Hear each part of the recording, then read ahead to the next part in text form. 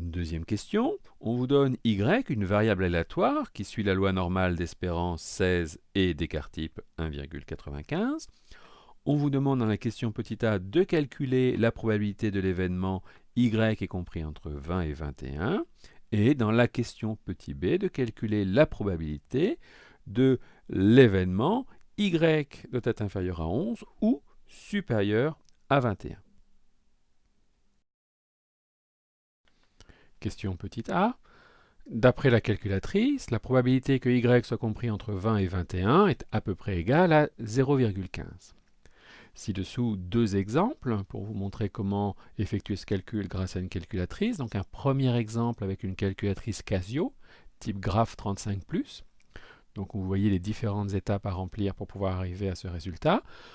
Je vous invite à appuyer sur le bouton pause de votre lecteur de vidéo pour bien visualiser les différentes étapes. Puis un deuxième exemple, cette fois-ci avec une calculatrice Texas Instruments de type 83. Donc là aussi, les différentes étapes que vous devez remplir pour arriver au résultat et donc répondre à la question qui était demandée. Donc encore une fois, n'hésitez pas à appuyer sur le bouton pause de votre lecteur vidéo. Question petit b à présent. Pour répondre à cette question, commençons par expliciter ce que représente la probabilité recherchée. Y doit être inférieur à 11 ou supérieur à 21. Il est donc ici plus simple de passer par l'événement contraire, c'est-à-dire y compris entre 11 et 21.